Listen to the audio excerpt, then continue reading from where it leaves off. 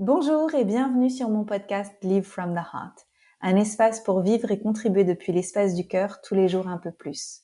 Je suis votre hôtesse Anne-Claire Méret et je suis ravie aujourd'hui de faire cet épisode en duo avec Ameyo Malm que j'adore. Merci Ameyo d'avoir accepté de revenir sur le podcast. Bienvenue. Merci Anne-Claire, bonsoir, merci pour ton invitation, c'est toujours une joie partagée, c'est toujours un moment festif Oui. de se rencontrer, de se retrouver et bonsoir à nos auditeurs. Je suis ravie d'être avec vous ce soir. Est-ce que tu veux bien te présenter pour les personnes qui ne te connaissent pas et qui n'auraient pas écouté nos précédents épisodes? Donc, on a fait déjà 2 épisodes ensemble, donc je vous invite à aller regarder dans les saisons précédentes. Est-ce que tu veux bien te présenter, s'il te plaît, avec tes mots? Oui, je suis Ameyo Malm, j'œuvre pour l'équilibre universel en tant qu'accompagnatrice spécialisée dans les mémoires ancestrales et prénatales. En parallèle, je suis conceptrice, réalisatrice de produits holistiques et des huiles sacrées, ainsi que chercheuse, voilà, sur tous les plans. Un accompagnement magnifique dont j'ai bénéficié il y a quelques années et encore une fois l'année dernière. Et encore merci pour ça, lors de cette transition, d'avoir perdu ma maman. Et donc, c'est magnifique de faire ce travail de fond avec toi pour pouvoir après partir sur des bonnes bases et pour pouvoir véritablement réussir à créer sa vie, euh, en se sentant plus léger. Donc, merci du fond du cœur pour tout ce que tu proposes. Merci à toi pour ton appréciation, ta confiance et surtout de pouvoir partager toutes ces belles choses à travers ton canal. Où je tiens à remercier également toutes les personnes qui sont venues par ton biais, qui m'ont entendu par ce canal et en qui les mots ont résonné. Je vous remercie et je suis ravie de vous partager d'autres choses ce soir. Alors aujourd'hui, on va parler de rituels, un thème qui te tient beaucoup à cœur. Est-ce que tu veux nous expliquer qu'est-ce que c'est pour toi, les rituels? Le rituel, alors pour moi, un rituel, déjà, c'est un protocole d'accord entre le visible et l'invisible. Donc j'entends par protocole, c'est un acte qui permet de rentrer en connexion avec les forces de la nature. C'est inspiré des cultures traditionnelles et un rituel rectifie et réinstalle l'ordre des choses. Voilà.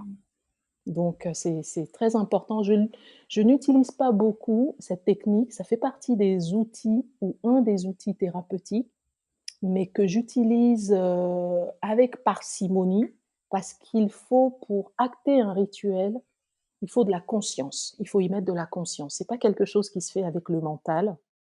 Je dirais que pour définir aussi un rituel, c'est une routine sacrée. Voilà. Mmh. Cette notion de sacré est très importante parce que tous les jours, nous sommes dans des rituels. Je sais pas, quand on se lave, c'est un rituel, se brosser les dents. Nous posons des actes ritueliques, mais le rituel comme je l'entends et comme je peux être amenée à le proposer lors de mon accompagnement en thérapie globale, c'est une routine sacrée. C'est un Mmh. acte symbolique conscient. Voilà. Est-ce que c'est différent des actes psychomagiques ou est-ce que c'est une autre façon de l'exprimer? C'est une autre façon, je dirais que c'est une autre façon de l'exprimer, parce que les rituels, en fait, et comme je le disais, inspirés des cultures traditionnelles, ce sont des actes symboliques, c'est ce qui rejoint un peu l'acte psychomagique, mais des actes, symboliques qui doivent être accomplis d'une certaine manière et dans un certain ordre, parfois accompagnés ou non de formules verbales. Voilà. Alors que OK. dans un acte psychomagique, on peut en poser, sans conscience, forcément. On peut le faire de façon mécanique. Alors qu'un rituel, j'invite quand même la personne à y mettre de la conscience, malgré l'acte symbolique qu'il va poser. Donc, parce que le rituel, en fait, c'est une technique qui guérit, parce qu'il utilise les symboles. Et que, Mmh. comme tu le sais, le symbolisme, c'est le langage de la nature, c'est le langage de la vie. La Ouais. vie ne nous parle pas en français, en anglais, ou si demain je veux rentrer en contact avec un arbre ou un caillou, j'ai beau lui parler en français ou en mina, qui est mon dialecte, eh ben ça marche pas. Donc je vais utiliser le langage de la nature, le symbolisme ou un code, voilà, que la nature connaît, que la nature comprend, et c'est ce qui fait, pour, selon moi, la différence entre le rituel et un acte psychomagique, D'accord. qui est un peu plus mécanique ou qui est un peu plus, euh, je sais pas, ouais, spontané. Voilà. Mmh mh. Ouais. Je vois. C'est magnifique. Je trouve que tu choisis ce thème parce que on vit, tu sais, en ce moment avec avec l'avènement de, avec l'arrivée de comment ça s'appelle AI, tu sais, l'intelligence artificielle. Oui. Je sens qu'on arrive à une étape de l'évolution humaine en connexion avec la technologie qui nous amène à une transition où inévitablement il y a encore plus de déconnexion, et plus de machines. Mhm. Et de choisir ce thème, ça nous ramène à la magie de la vie, de laquelle on peut se couper si on suit trop l'évolution technologique sans conscience. Donc merci beaucoup pour ce thème, parce que je pense qu'on en a besoin pour contrebalancer. Oui. Merci pour et ta question et ce que tu soulèves, parce que c'est vraiment en utilisant un rituel, comme je disais, on emploie le langage de l'inconscient et que l'inconscient travaille toujours à l'aide des symboles.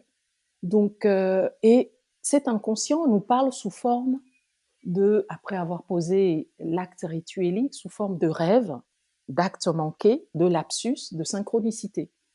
Donc, ce que l'intelligence artificielle ne pourra jamais faire, l'intelligence artificielle ne pourra jamais remplacer ce que l'humain doit faire. Parce que faire un rituel, comme je le dis, c'est pour rectifier ou réinstaller l'ordre des choses. Qu'est-ce que j'entends par l'ordre des choses? Quand on enterre quelque chose, on doit planter quelque chose. Voilà, pour qu'il y ait un équilibre.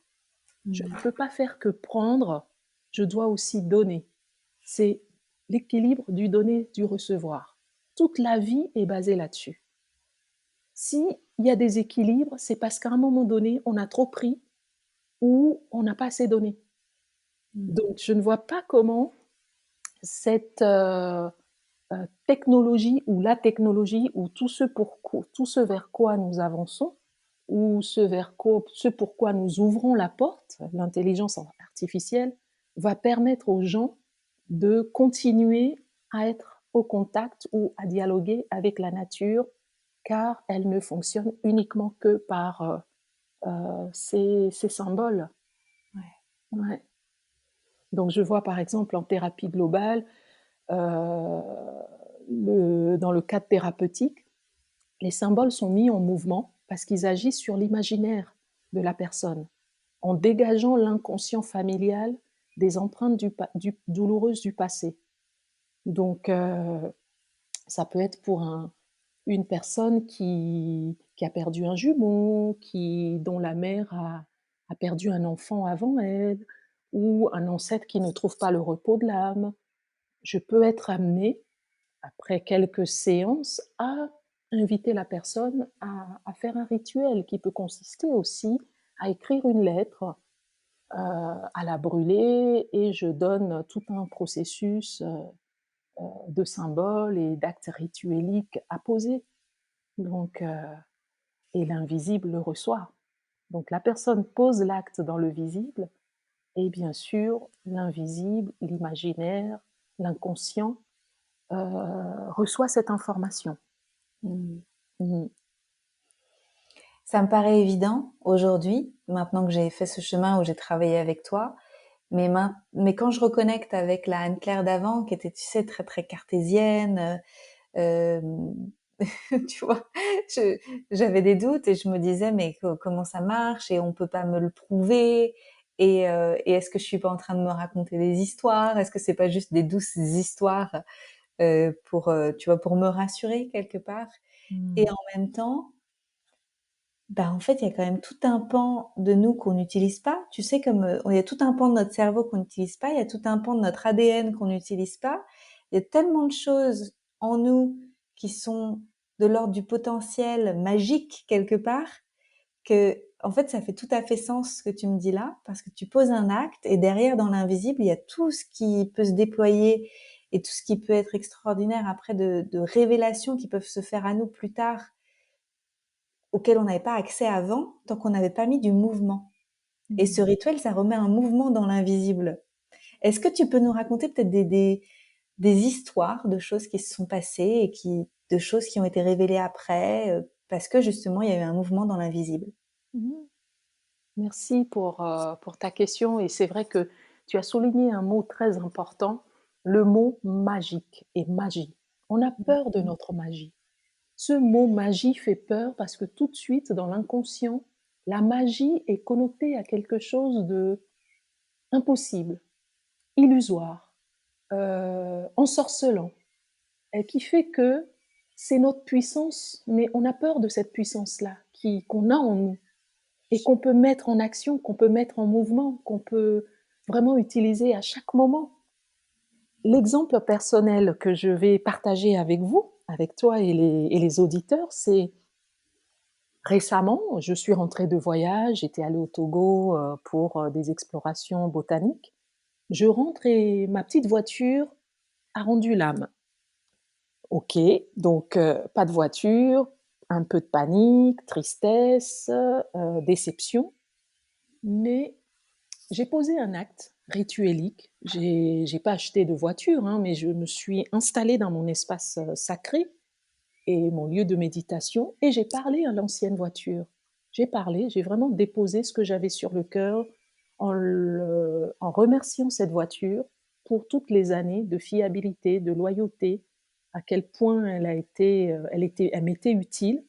Même si au quotidien je le faisais, j'avais vraiment ces actes de gratitude quotidiennement, mais j'ai vraiment parlé à l'âme de mon ancienne voiture. Et je me suis couchée. J'ai fait le rituel un mardi. Jeudi, j'ai rêvé. J'ai rêvé que j'étais en pleine signature, un contrat pour un nouveau véhicule. Je m'étais réveillée, genre, waouh, quel rêve génial! Dis donc, je vais déjà avoir un nouveau véhicule. Et, euh, et en fait, c'était jeudi le rêve. Le mardi qui suivait, on m'appelait pour me proposer un nouveau véhicule. Et en fait, dans mon rituel, j'avais parlé à l'ancienne voiture et à la fin, je lui avais dit de m'envoyer ses copains ou ses copines voitures parce que j'en ai quand même besoin et que pour le moment, je suis un peu voilà, contrainte et que je la remerciais de faire appel à ses copains. Et ben, en une semaine, j'ai eu un véhicule. Et ça, c'était de la magie parce que je n'avais aucun doute quand je posais cet acte rituelique, mais je ne posais pas cet acte non plus dans le but d'avoir un véhicule. C'était plutôt, je faisais le deuil de mon ancien véhicule. Je Mhm. fermais la porte de l'ancien pour laisser la place neuve, la place propre, dans le but d'accueillir la nouveauté. Eh bien, ça n'a pas pris, ça a pris à peine une semaine. J'ai mon nouveau véhicule, ma nouvelle licorne, comme tu l'as nommé. Moi, je l'ai nommé Hathor, mon véhicule, la déesse Hathor. Et donc voilà, suite à ce rituel, voilà ce qui s'est passé. Et il y en a plein d'autres. Donc, il faut savoir que quand on pose un acte symbolique ou on fait un rituel, il ne faut pas forcément s'attendre à un résultat visible ou tangible comme nous avons l'habitude de le croire. Ça peut être un rêve, ça peut être un acte manqué, ça peut être une Mhm. synchronicité, ça peut être un lapsus révélateur. Mais quoi qu'il en soit, si je fais mon rituel, un rituel fonctionne parce qu'il ne doit pas être mentalisé. Ça, c'est une chose très importante à intégrer. Ça s'applique sans le mental, sans analyse au préalable. Et il faut savoir aussi qu'un rituel n'est pas est intemporel. Tout rituel est transcendant et intemporel. Mmh. Donc, le résultat peut être imminent, comme dans 10 jours, comme dans 20 ans. Il m'arrive, Mmh. lors des accompagnements, de faire des rituels aux personnes et de dater la lettre de l'année où ça s'était passé ou de leur jour de naissance. Mmh. Parce que l'inconscient va le prendre en compte. Vous voyez? Ils vont acter un rituel comme si ils l'avaient fait le jour où ils étaient nés. Alors qu'aujourd'hui, ils ont peut-être 60 ans, ou ils ont 40 ans, ils ont 20 ans, mais ça n'a pas d'importance parce que ce qui doit se faire se fait. Voilà, c'est ça la magie du rituel. Et vraiment, cette magie, c'est cette puissance, elle est en chacun de nous. Tout le monde a cette capacité. Mais moins par rapport au sacré, à la valeur et à l'importance que je donne aux choses. J'invite toujours les gens à mettre de la conscience. Quand je donne un rituel en thérapie, je ne donne pas de deadline aux personnes. Je ne leur dis pas quand acter le rituel, mais de se fier plutôt à quand ils vont le ressentir. Quand ça sera mûr, quand ça sera mature en eux, ils actent le rituel. Voilà. Mmh. Donc, c'est très, très, c'est chouette. Par exemple, je peux donner un autre exemple, c'est en cas d'exil douloureux ou de déracinement, j'invite toutes les personnes à avoir de la terre de leur pays d'origine chez eux. Donc, par exemple, moi je suis du Togo, j'ai de la terre du Togo chez moi et j'invite les personnes étrangères qui vivent dans un autre pays ou dont les parents ou les ancêtres se sont exilés, d'avoir la terre de chez eux dans un petit bocal, voilà. Il y a rien à faire, mais d'avoir ce bout de terre chez eux, ça les relie à leur terre d'origine. Ça répare. Après, d'autres Mmh. psychogénéalogistes ou d'autres, personnes utilisant les rituels peuvent les inviter à manger quelques grammes tous les jours de cette terre d'origine. Moi, c'est pas ce que je ressens de que la personne mange la terre, non. Juste de l'avoir dans un petit bocal, c'est suffisant pour être relié à cette terre de façon symbolique. Parce que personne ne quitte sa terre, par choix. Vous voyez? Il y a aucun exil qui est heureux, même si il y a un choix, mais c'est toujours pour une raison que l'on s'exile. Donc, c'est toujours parce qu'un ailleurs est mieux et que, voilà, on n'est plus en sécurité, on est en danger. Mais chaque être humain est attaché à sa terre. Mmh. Ouais. Waouh! C'est magnifique, c'est tellement important tout ce que tu nous partages là. Est-ce que quand, quand on parle des changements de saison, je pense à ça parce qu'on l'évoquait tout à l'heure avant de démarrer le podcast, c'est aussi des opportunités peut-être peut-être de revenir à soi et de ritualiser les changements de saison aussi. Est-ce que ça rentrerait aussi dans le cadre des rituels? Bien sûr, ça peut rentrer dans le cadre des rituels. Tant que la conscience, on y met la conscience. En fait, tu sais, quand on pose un acte, c'est important de savoir pourquoi je fais ça. Parce que la vie ou la nature sait quand on est un sachant ou pas. Mmh. Et si je fais quelque chose en tant que profane, la vie ou la nature le sait que je suis un profane. Donc, Mmh. va me donner le résultat que le profane mérite. Mais si je suis un initié, ce que je nomme quelqu'un de conscient, et que je décide de poser un acte rituelique avec cette conscience, eh ben, c'est super, on peut l'intégrer au cycle de la vie. Par exemple, moi, à titre personnel, je ne fête pas Noël, je ne fête pas les fêtes de fin d'année, toute cette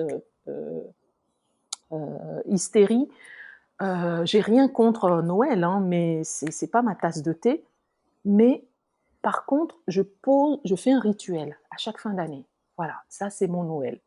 Donc, je fais un rituel et j'ai des rituels, plusieurs rituels que je pose en conscience pour clôturer l'année, pour la gratitude, pour la sympathie avec la nature, pour me préparer à rentrer dans la nouvelle année.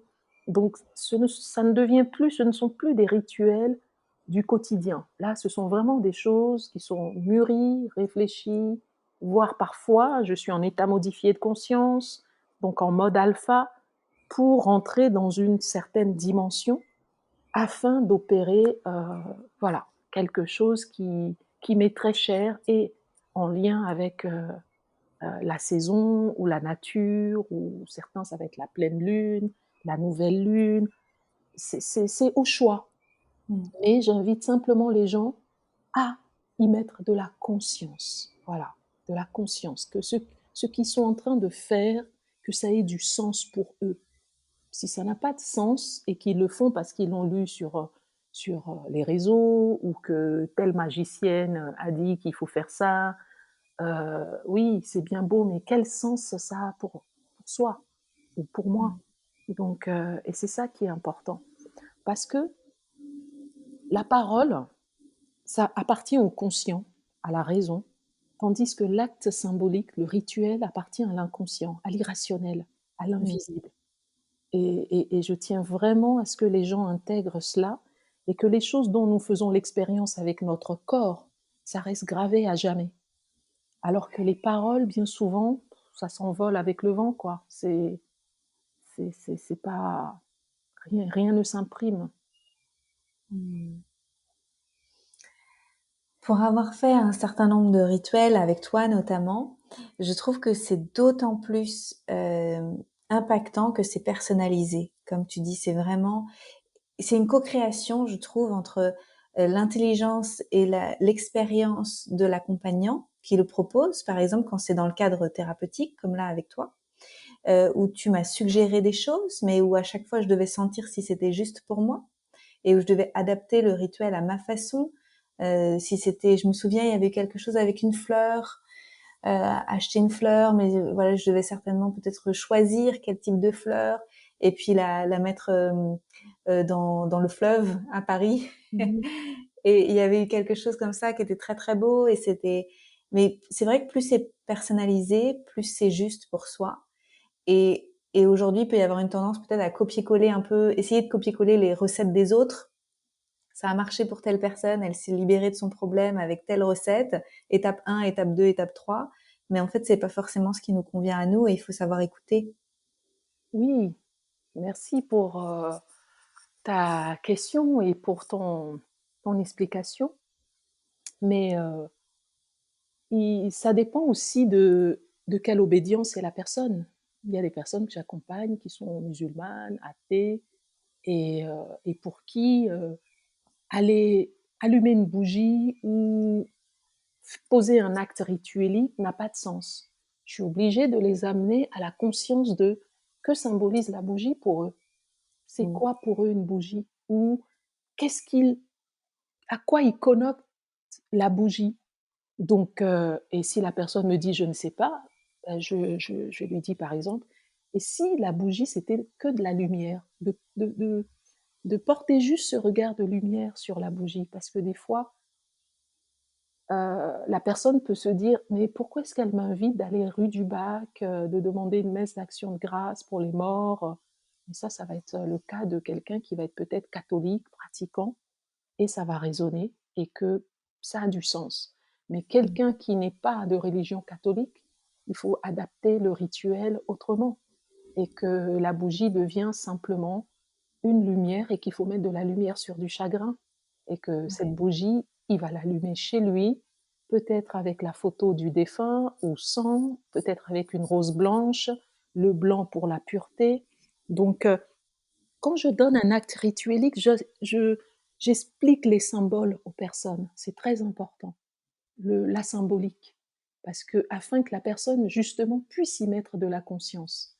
Parce que si je l'invite juste à écrire une lettre, à faire ci, à faire ça, à mettre tel ingrédient dans du vin rouge, il va me dire mais je ne bois pas, pourquoi du vin rouge?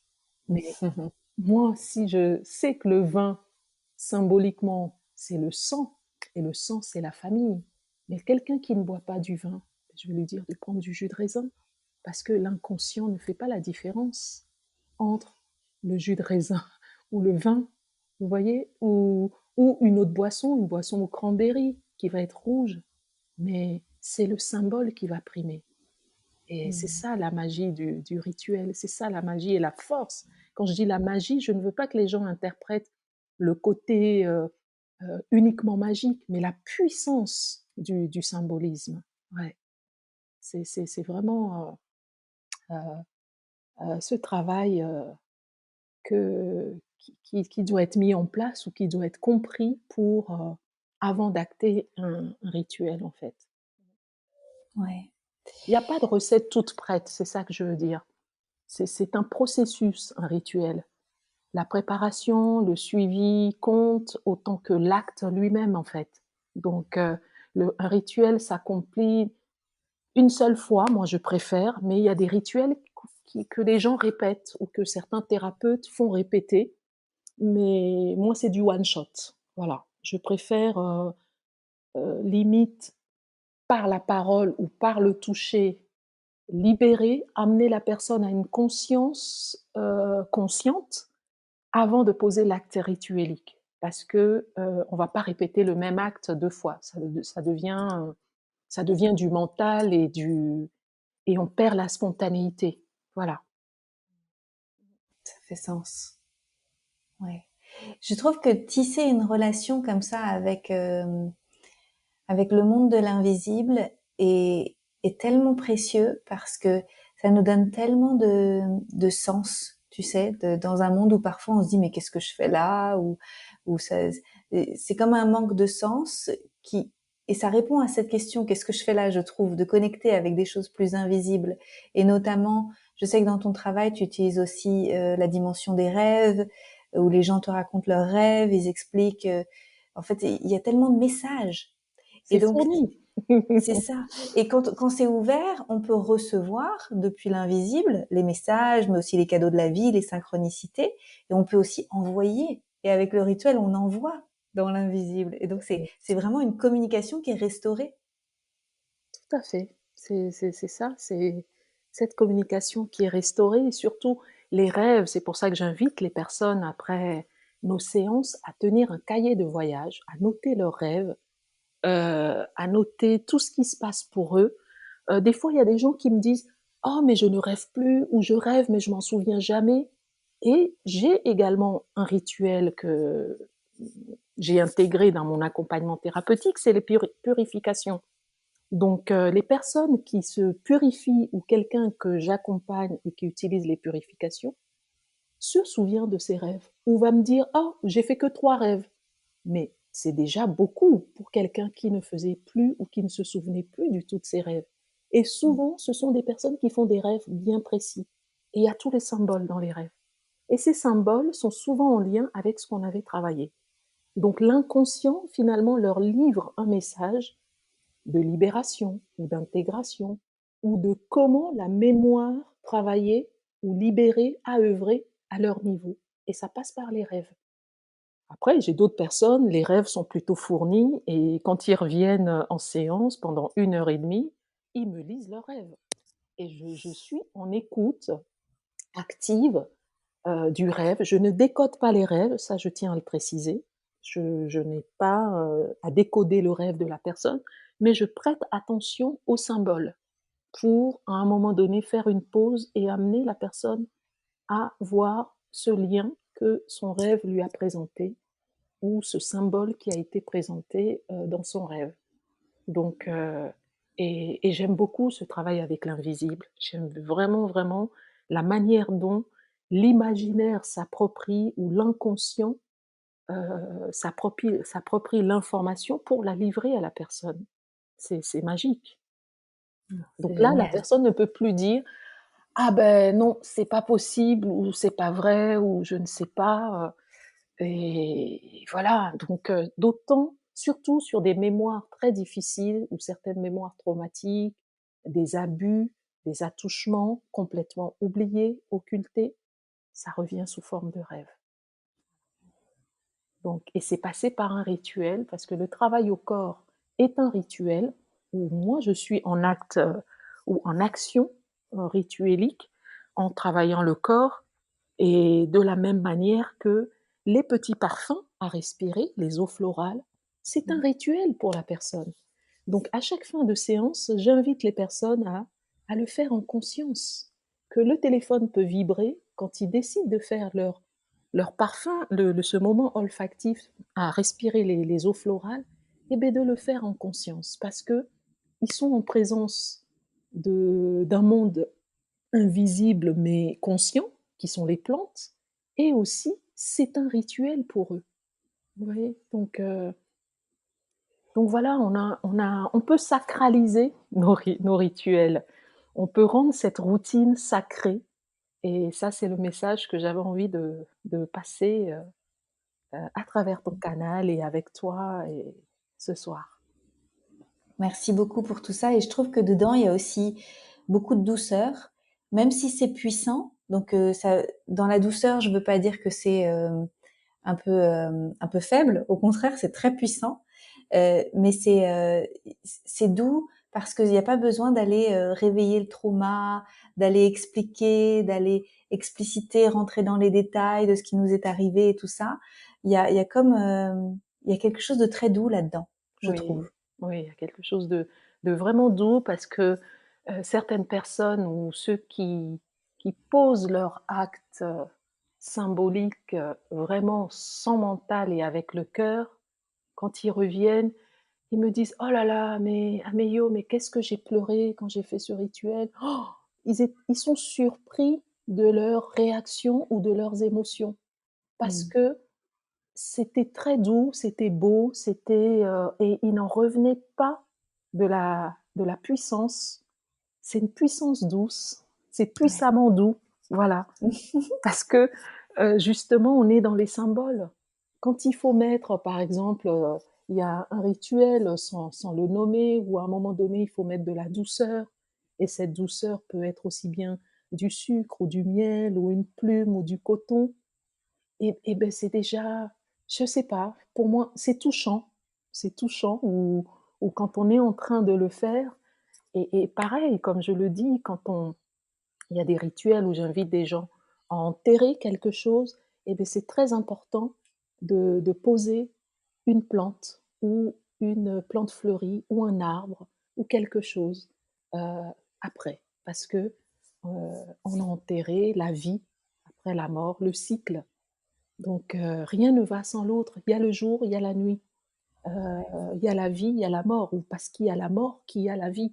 Donc tout est cyclique, tout revient, tout est renaissance et qu'il y a pas la fin comme, nous avons la croyance, de penser ou de croire que la mort est une fin. Non, là où il y a de la mort, la vie reprend. Là où il y a de l'ombre, il y a de la lumière. Donc et cette lumière, c'est de la douceur. Mmh. Ouais. Donc c'est très, très beau, c'est vraiment chouette. En tout cas, moi, j'accueille les retours, heu, avec beaucoup de joie, avec, beaucoup de tendresse et souvent la personne est libérée aussi. Parce que là où la parole a une limite, le rituel prend le relais pour moi. Il ne sert plus à grand chose de parler, comme tu le disais, pour certains traumas ou d'expliquer, mais posons cet acte rituelique et on voit après. Et, heu, et moi j'ai confiance en la nature et en l'invisible. Moi aussi. J'ai confiance et je dirais que c'est ma boussole, quoi. Je n'ai jamais été déçue par la vie et elle me surprend toujours. Donc Mmh. il y a un rituel, par exemple, que j'offre, que je vais donner aux gens, que j'ai beaucoup utilisé. Aujourd'hui, je le fais moins, mais il m'arrive de temps en temps de l'utiliser. C'est un rituel tout banal. Si vous avez une situation qui est brûlante ou qui est compliquée, soit une situation ou une personne avec qui, voilà, il y a un gros conflit, et ben, vous prenez une feuille de papier, vous notez avec, l'émotion, hein, qu'il y a, la situation ou la personne, vous notez vraiment le conflit, vous pliez la feuille et vous le mettez au congèle. Voilà. Donc Mmh. vous venez de geler la situation, juste le temps de retrouver vos sens, retrouver vos esprits ou le calme pour gérer la situation ou trouver les solutions appropriées. Excellent. Donc, de mettre au congèle, ça ne règle pas la situation, mais vous la distanciez, vous la congelez, comme fait le congèle, hein. Donc vous écrivez sur un petit bout de papier et vous foutez. Donc je crois que je dois avoir encore plein de papiers au congèle. Il faut que je décongèle certaines choses, mais que j'ai déjà résolues depuis bien longtemps, mais c'est juste que les bouts de papier sont toujours au congèle. Donc ça, c'est magique et J'adore. c'est génial, quoi. Vraiment, je l'ai tellement utilisé. Donc, quelqu'un vous saoule ou vous prend la tête ou une situation ou vraiment quelque chose de brûlant, eh ben vous l'écrivez et vous mettez ça au congèle. Donc, Mmh. par contre, pensez après voilà, à la résoudre, à prendre vos responsabilités et à régler la situation. Donc, ça, c'est Effectivement. un petit rituel tout simple. Mais il y en a plein, plein, plein, plein. Génial. Donc, Merci. Tu as un blog d'ailleurs et où tu partages aussi des choses et donc j'invite les gens à découvrir ton univers et découvrir aussi tes écrits et ton site internet et tes réseaux sociaux parce que maintenant tu es présente aussi sur les réseaux sociaux pour découvrir ton travail oui, et hem et est-ce que tu peux nous parler quelques instants de ce que tu proposes en présentiel comme accompagnement? oui, alors, les séances sont en présentiel, ce sont des séances de 3 heures et je revois les personnes, dans 3 mois. Donc, il y a ce cycle trimestriel et donc j'utilise le monde végétal, le monde minéral, il y a des purifications, tout est à base de plantes. J'utilise vraiment la sagesse mémorielle de votre corps pour vous accompagner, la sagesse innée qu'il y a dans les plantes et les minéraux pour, vous guérir. Voilà, parce que Mmh. nous avons en nous, dans notre ADN, la mémoire des cristaux, la mémoire des plantes et c'est cette sagesse innée qui vous guérit. Voilà. Donc, je ne fais que, utiliser les choses qui ont toujours été. Je n'ai rien inventé, si ce n'est que revenir à la sagesse ancestrale, à ce que nos ancêtres ont toujours fait et nos premiers ancêtres sont le monde minéral et le monde végétal. Ce sont eux nos vrais ancêtres. Ouais. Donc, et plus la sagesse mémorielle de votre corps. Il faut savoir que le corps n'oublie rien et a la mémoire de tout. Donc, c'est ce que je vous propose dans mon cabinet qui est à Poitiers et accessible facilement depuis la gare Montparnasse en 1 heure et quart. Vous êtes chez moi pour être accompagné, comprendre et renouer avec vous-même. Donc, vous pouvez trouver toutes les informations sur www.ameyomalm.com, sur Instagram, sur Facebook et sur mon site internet. Effectivement, il y a un blog qui n'est pas très à jour, mais vous avez l'essentiel des articles que j'ai écrits. C'est intemporel, tout est intemporel. C'est un site d'information et, donc il y a très fourni et il y a beaucoup de choses intéressantes à lire. Merveilleux. Merci pour tout, Améo. C'est toujours une joie de parler avec toi et je pense que nous ferons d'autres épisodes sur d'autres thèmes. Avec plaisir, Anne-Claire. Merci de m'avoir fait place dans ton espace sacré et par ton canal. C'est également une joie partagée. Le temps passe vite, vraiment, en ta Ouais, compagnie et on rigole bien. clairement. Vous n'avez Vraiment. pas eu toute la partie pas enregistrée. Donc vraiment, Merci, je Améo. aussi à remercier toutes les personnes qui nous écoutent, chez qui tous ces messages font écho, ceux que ça bouscule, ceux qui prennent le temps aussi d'écouter plus tard, mais sachez que le cœur y est et j'ai toujours la joie de partager ces choses avec vous.